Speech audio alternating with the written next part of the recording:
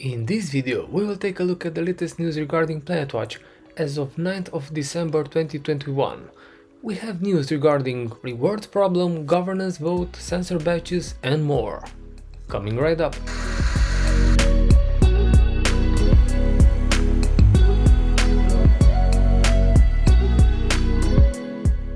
We will start by looking at the PlanetWatch status in terms of sensor growth and planet price. We can see that we have fewer sensors since last week.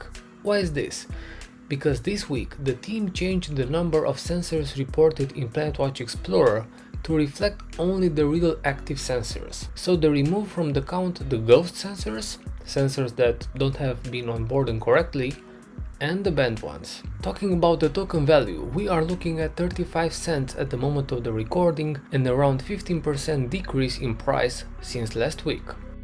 Dr. Claudio Porinello, the CEO of PlanetWatch, started the weekly AMA with the most pressing manner, the aware elements, rewards and, to some extent, the K-Terra ones. As he stated, and as I assumed since the sensors were onboarded, the low rewards are caused by the servers of the manufacturers. The main issue is a capacity one, being that the manufacturers, especially Aware, have issues with scaling the servers. Our sensors send all the data to the manufacturer servers. That is why when we onboard them, we need to give either the Aware account or the API key for the K-Terra dashboard. PlanetWatch collects the data from the manufacturer servers through API calls. But because the servers are not scaled properly to the ongoing wave of new sensors, they can't keep up with the demand. PlanetWatch developers are mitigating the problem and there are improvements in the last couple of days. And they are working on a solution that will fix this issue once and for all. Now, because Claudio is such a transparent and open CEO, he acknowledged the issue, apologized for it and stated that he doesn't blame anyone. He just wants to be transparent with the community. And to try to help with this situation, all the Aware Elements licenses that are active since the onboard started will receive 2 additional months for free. So these 2 months are free license for active sensors. I think it's a decent compensation, especially since they don't have to make this. But once again, PlanetWatch is one of the most community-focused crypto projects, if not the most. Regarding governance vote, Claudio stated once again that it will be happening soon and the vote is regarding the Type 3 daily rewards. Option A will be to permanently increase the daily rewards to 46.3 planets per day and option B will be not to increase the daily reward. As a reminder, the 50% bonus that is being distributed right now for Type 3 next to the normal daily reward is being done from the PlanetWatch company budget, not the reward engine. This vote is to change or not the daily reward that the engines delivers for Type 3. PlanetWatch encourages us to vote for the permanent increase. The voting power will be based on the own sensor's reputation and will be done through the PlanetWatch app. You can find the link to the post in the description below. Another piece of news is that a new exchange will list Planet's token. We will probably find out the name and details next week. The Emirex exchange is late for the listing, but it's not cancelled. Only late.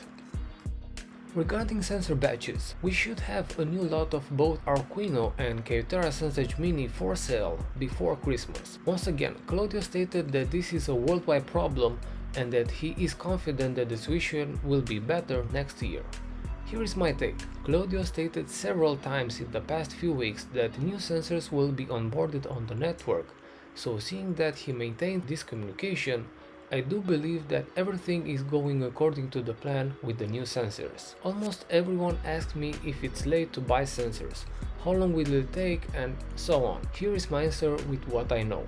If you consider this project worth of your investment, buy the licenses. Even though with the current predictions you could wait for more than 6 months for an Arquino, let's say, having new sensors by new manufacturers will greatly reduce the waiting time. And we can see with Type 4 devices we have double the batches because we have 2 manufacturers who are doing their best to mass produce sensors and try to avoid third-party resellers because that is an expensive, dangerous gamble. More on that later in the video.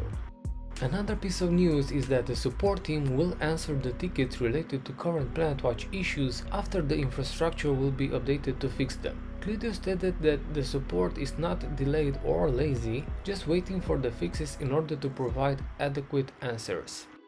Regarding cheaters, we have quite a few new informations and it looks like PlanetWatch is focusing more on this issue. We did find out that in some cases, PlanetWatch will take even legal action against people who create sensor farms and try to game the system.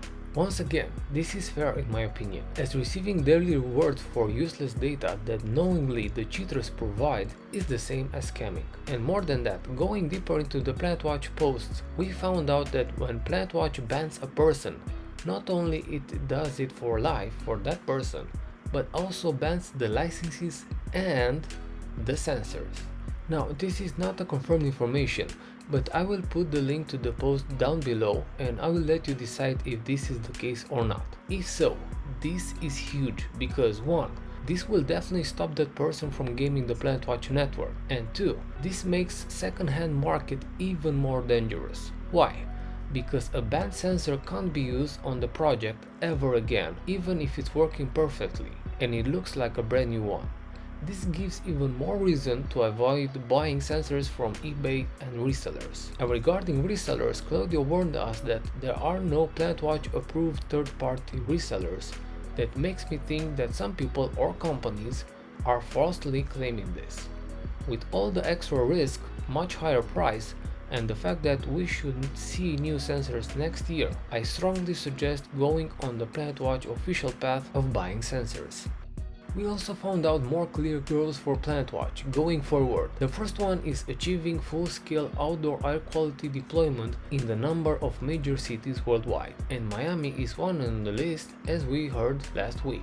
The second one is listing PlanetX on major exchanges and they are working towards it. And the last milestone that Claudio stated is that they will release a new set of standards for sensors that will be onboarded to add data security and reliability of the network streams, so the current issues will not happen again. And besides that, they will release standards for the business partners and PlanetWatch will not go involved with any company. That's it for this video. Give it a thumbs up, subscribe if you haven't already, and stay tuned. Until next time, see ya!